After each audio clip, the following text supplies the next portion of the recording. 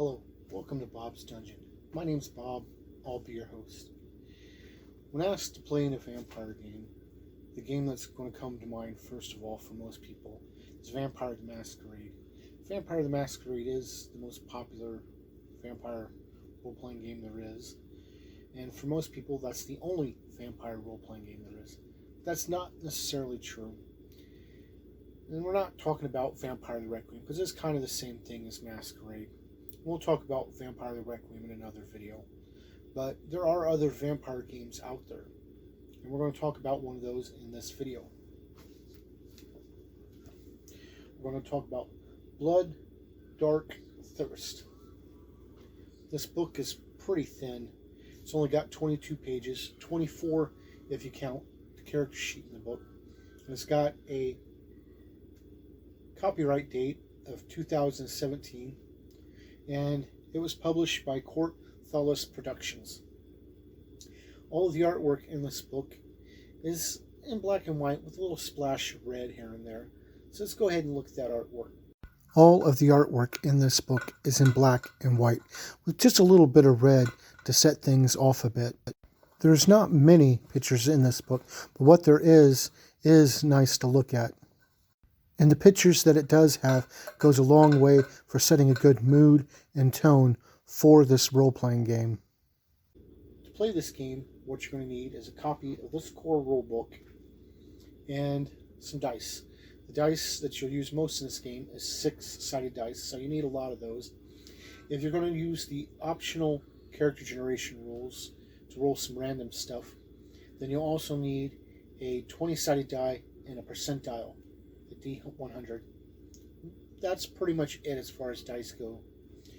This book is very self-contained, even though it's so little. Character generation is fairly easy. First off, you'll pick 3 things that your character is good at, or you can roll them randomly with the 20-sided die. You'll pick 2 things that your character is bad at, or you can roll them randomly on a 20-sided die. You'll pick 2 flaws, or roll 2 flaws on a 20-sided die. You'll pick a quirk, and then you will pick a date that your character was turned, usually within 100 years of the time setting that you're playing in. And you can pick a time, or you can roll a D100 to see how long your character's been a vampire.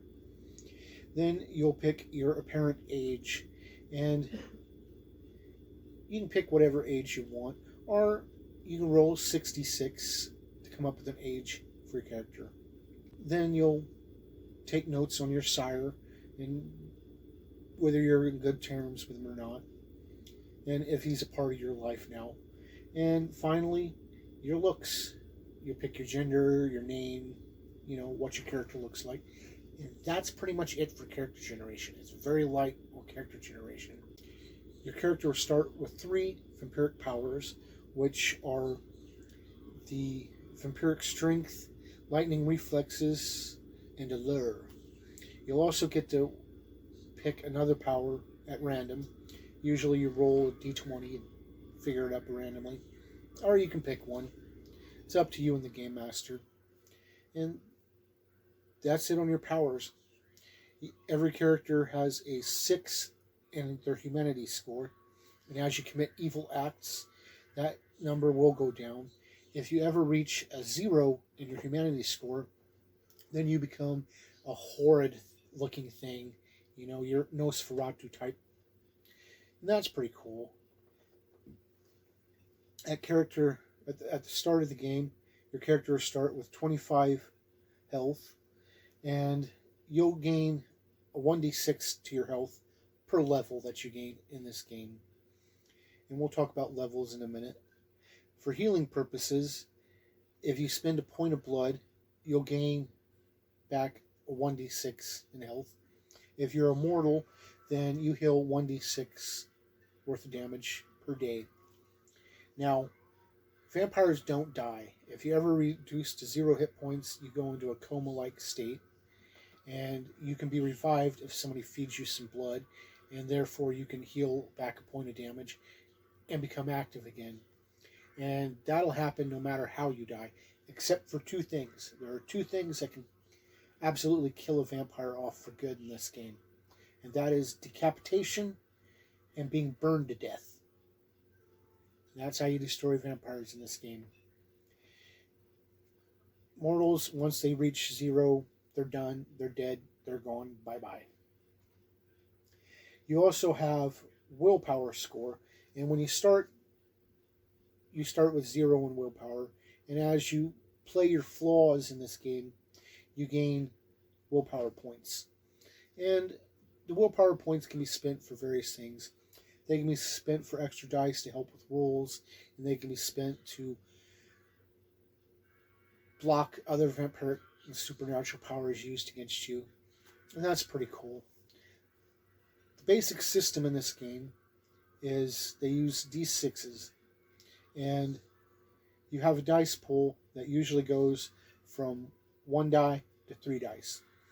Now, if you're good at something, which is something you choose at character creation, then you'll get to roll 3d6 when you try those tasks.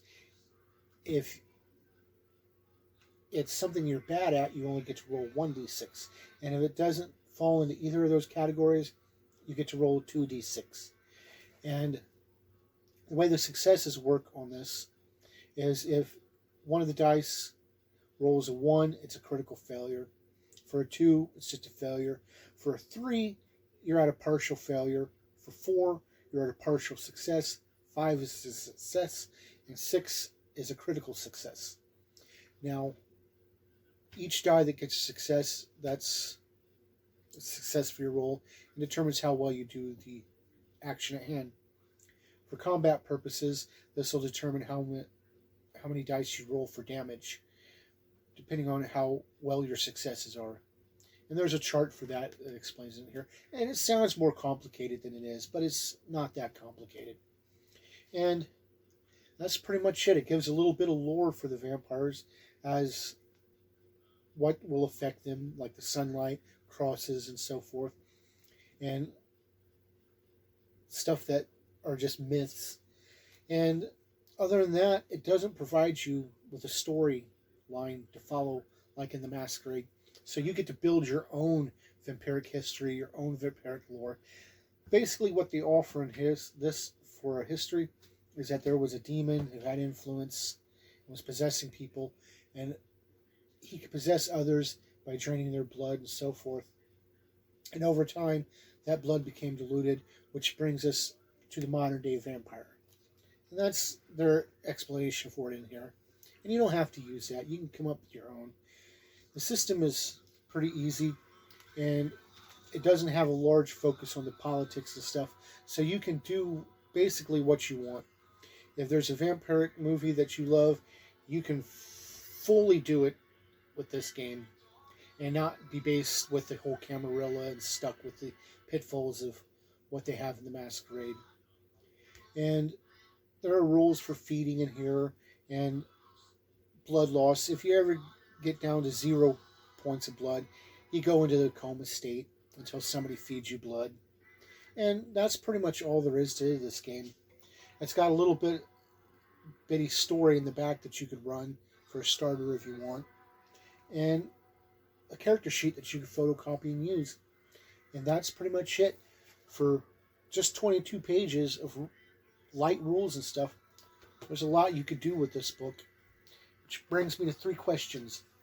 Would I play a character in this game? Absolutely. I think it would be a great alternative to playing Vampire the Masquerade. Would I run this game? Again, I'm going to have to say yes, I would.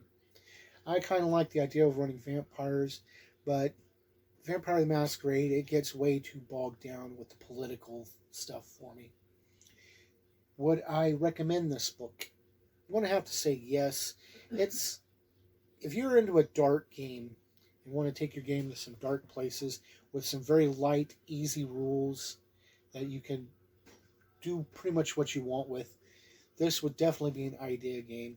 The only pitfalls for it is it's so rules light that it may leave you wanting for a little bit more, but that just leaves you a lot of open area to come up with your own stuff and do your own things. which for me I think is a bonus, but that depends on the person. So thank you for joining me at a look at this game, and hopefully you'll join me next time where we'll talk about something else. Bye.